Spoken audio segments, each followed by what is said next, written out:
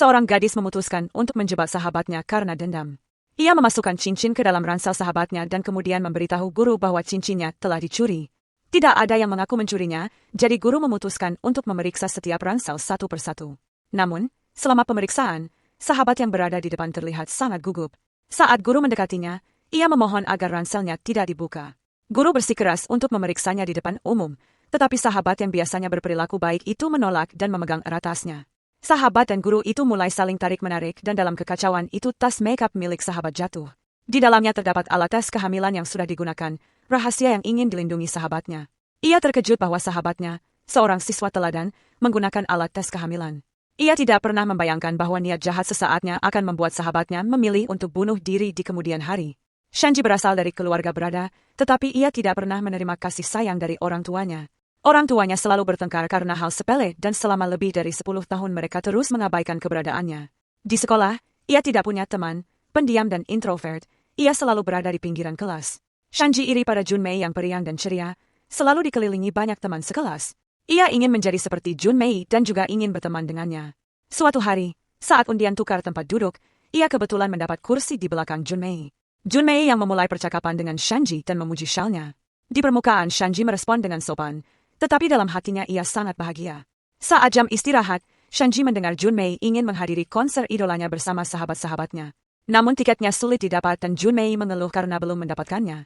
Saat di rumah, Shanji memutuskan untuk membelikannya tiket. Seseorang menjual 2 tiket secara online, tetapi setiap tiket dihargai 3 dan itu bukanlah jumlah kecil. Ia pertama kali mendatangi ayahnya, tapi ayahnya sedang tidur dan mengusirnya dari kamar. Ia lalu mendatangi ibunya dan berbohong, mengatakan bahwa ia butuh uang untuk membeli buku latihan. Ibunya sedang sibuk menelepon dan sangat kesal karena diganggu. Ia tetap berdiri di depan ibunya tanpa pergi. Saat ibunya menelepon, ia menyerahkan dompetnya. Ibunya yang ketat selalu bersikap dingin padanya dan tidak pernah bertanya kemana uang itu dihabiskan. Pada minggu kedua sekolah, ia memberikan 2 tiket itu kepada Junmei. Tiketnya sangat mahal dan ia melakukan ini untuk bisa lebih dekat dengan Junmei. Ia mulai masuk ke dalam lingkaran teman-teman Junmei dan merasa bahwa ia telah menjadi sahabat Junmei. Karena Junmei adalah sosok yang ingin Shanji tiru, ia tanpa sadar mulai menirunya. Ia mulai meniru gaya rambut Junmei dan menata rambutnya dengan cara yang sama. Ketika Junmei mendapat pacar, ia juga berbohong bahwa ia punya pacar yang sudah kuliah. Ia membeli sepasang cincin dan mengatakan kepada teman-temannya bahwa cincin itu adalah hadiah dari pacarnya.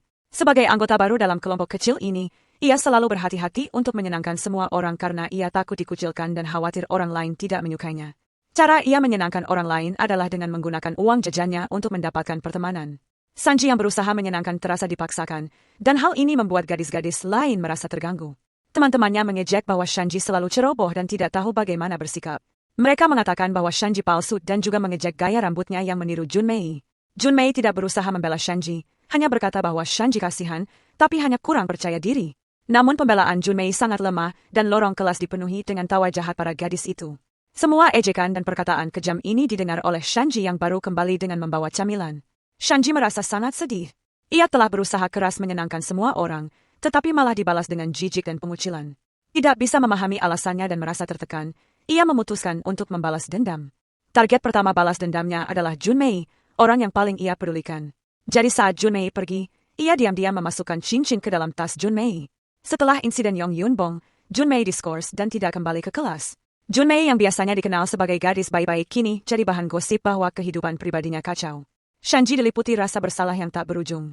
Ia tidak menyangka semuanya akan berkembang seperti ini. Ia pergi ke rumah Junmei untuk meminta maaf, tetapi ibu Junmei mengatakan bahwa Junmei tidak ingin menemuinya saat ini. Tak punya pilihan lain, Shanji hanya bisa pergi. Di jalan, angin kencang menerbangkan benda visual di tangannya. Saat ia berbalik, ia melihat Junmei melompat dari gedung. Ia tidak pernah membayangkan bahwa Junmei yang selalu ceria akan memilih bunuh diri. Saat itu ia tiba-tiba menyadari bahwa niat jahat sesaatnya secara tak sengaja telah mengakhiri hidup seseorang. Rasa bersalah yang kuat menyelimuti hatinya dan dunianya runtuh sepenuhnya. Saat itu, ia tidak ingin kembali ke rumah yang dingin dan sekolah pun merupakan medan perang opini publik baginya. Ia panik dan berlari liar di jalanan hingga akhirnya naik bus menuju tempat yang jauh. Di dalam bus, ia mendengar bahwa gadis yang duduk di sebelahnya bernama Seki. Pikirannya kosong, tapi ia mengingat nama itu. Ia turun di halte yang asing dan berjalan ke tepi danau di samping jalan raya. Ia merasa bahwa ia telah menyebabkan kematian Junmei dan ingin bunuh diri untuk menebus dosanya. Namun karena pengalaman Jisye terlalu menyakitkan, akhirnya ia naik kembali ke daratan. Hidup tentu saja sangat menyakitkan baginya, tetapi rasa sakit ini tidak cukup memberinya keberanian untuk menerima kematian. Tak lama kemudian, seorang kepala panti asuhan menemukan Janji dan membawanya ke panti asuhan. Kepala panti memberikan pakaian bersih untuk diganti. Menurut kepala panti, ia adalah seorang gadis miskin yang mencoba bunuh diri di pinggir jalan. Gadis seperti dia pasti memiliki masa lalu yang menyakitkan, jadi kepala panti tidak menanyakan latar belakangnya.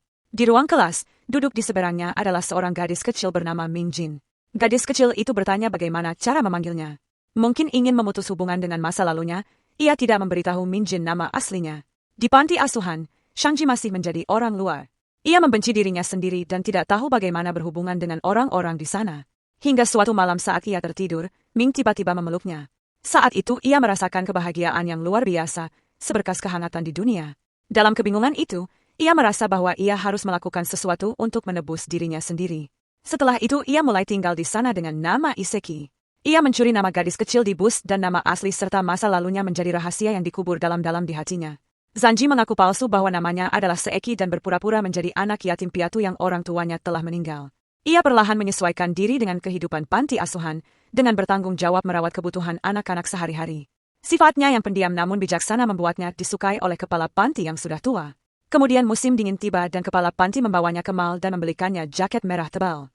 Melihat dua siswa perempuan masuk ke mal, ia termenung mengingat masa lalu. Namun kepala panti yang melihat ia sedang menatap siswi-siswi itu, memberikan materi pelajaran dan menyemangatinya untuk belajar sendiri demi ujian masuk SMA. Di Korea, sekolah menengah atas bebas biaya, jadi ia menerima saran kepala panti untuk belajar mandiri sambil mengurus anak-anak. Hari-hari berlalu, ia memiliki kemampuan belajar mandiri yang kuat dan segera berhasil masuk ke SMA negeri lokal seperti yang ia inginkan. Panti asuhan memberinya surat identitas dan dengan nama Iseki, ia menjadi siswa SMA. Saat hendak meninggalkan panti asuhan, ia merasa sangat sedih karena akan berpisah dengan sahabat terdekatnya, Min Yo Won. Ia berlari menghampiri Min Yo Won dan mengatakan bahwa ia akan mengunjungi panti asuhan setiap minggu. Pada hari pertama pindah ke asrama, ia bertemu teman sekamarnya, Lee Fanei, seorang gadis yang tampak sangat bebas. Saat sarapan pagi, ia duduk sendirian di sudut jauh seperti biasanya. Ia mengira ia masih akan dikucilkan dan khawatir siswa-siswa di sini tidak menyukainya. Namun Li Funwei datang dan duduk di depannya, lalu dua gadis dari asrama sebelah juga ikut bergabung. Tiga gadis itu sangat antusias padanya dan terus menunjukkan kebaikan. Dalam percakapan mereka saat itu, Janji tidak berusaha menyenangkan mereka, tetapi justru diterima dengan alami. Di lingkungan asing ini, ia tampaknya memiliki kehidupan yang baru. Seiring waktu berlalu, Janji mulai menjalani kehidupan SMA yang bahagia. Ia dan teman-temannya menggambar bersama saat pelajaran, diam-diam minum bir di malam hari, dan saat akhir pekan ia pergi memotret bersama Li Fangi. Ia mengetahui bahwa Li Fangi suka memotret dan bercita-cita menjadi fotografer di masa depan. Shenji menepati janjinya pada Min Jin dengan kembali ke panti asuhan setiap akhir pekan. Tapi kali ini, terjadi kejadian tak terduga. Saat ia kembali tanpa pemberitahuan, seorang relawan siswa SMA mengenalinya sebagai teman sekelasnya di SMP. Meski ia tahu orang itu tidak akan percaya padanya, ia tetap berbohong dan mengaku bukan Shenji. Ia berusaha sekuat tenaga menyembunyikan masa lalunya, tetapi hari pengungkapan kebenaran pun tiba. Malam itu, pengurus panti menemukan ia memegang selebaran orang hilang dengan nama asli dan fotonya. Saat itu kebohongannya terbongkar dan identitas palsunya hancur. Pengurus itu sangat kecewa dan memintanya untuk secara pribadi mengaku kepada kepala panti. Jika ia tidak mengaku, pengurus itu akan menceritakan semuanya besok. Ia mencoba mencari kesempatan untuk menemukan kepala panti sebelum mengaku dan menanyakan sebuah pertanyaan kepada kepala panti. Kata-kata kepala panti menyentuh kelembutan di hatinya tapi juga membuatnya takut. Ia lebih memilih menyembunyikan kebenaran daripada melihat ekspresi kecewa dari kepala panti saat tahu kebenarannya. Dalam pemahamannya yang masih remaja, ia merasa bahwa menyembunyikan diri adalah cara terbaik untuk mengatasi masalah. Jadi ia memanfaatkan malam itu untuk meninggalkan panti asuhan dan kembali memulai perjalanan seorang diri menuju tempat yang jauh. Ia mengenakan jaket tebal yang dulu dibelikan kepala panti untuknya. Langkah-langkahnya perlahan menjauh dari masa lalu yang ia benci. Meskipun waktu berlalu, ia masih belum bisa memaafkan dirinya sendiri. Kesalahan yang ia buat telah menjadi batu yang menekannya. Sementara itu, teman sekamarnya, Le Angi, menemukan bahwa ia tidak datang ke sekolah. Le Angi meneleponnya berkali-kali tetapi tidak ada yang menjawab. Di sisi lain, Shani kembali naik bus.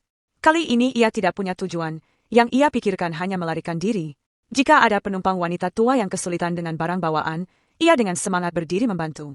Hanya saat seorang wanita tua menanyakan namanya, ia kembali mencuri nama orang lain. Sejak saat itu ia menjadi Le Angi dalam perjalanan hidup berikutnya. Ia akan hidup dengan nama ini.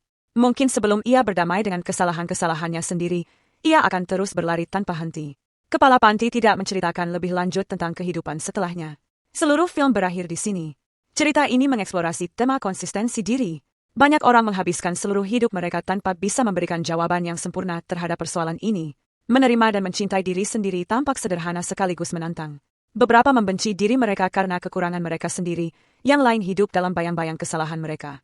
Kita iri pada kehidupan orang lain, menghindari segala sesuatu yang berhubungan dengan diri kita sendiri. Namun saat kita iri pada orang lain, kita kemungkinan besar justru mengabaikan kualitas luar biasa yang kita miliki sendiri. Mungkin hanya seiring bertambahnya usia, kita secara perlahan belajar bagaimana berdamai dengan diri sendiri. Kita akan secara bertahap mengerti bahwa pelarian bukanlah penyembuhan dan orang lain bukan satu-satunya penyelamat kita.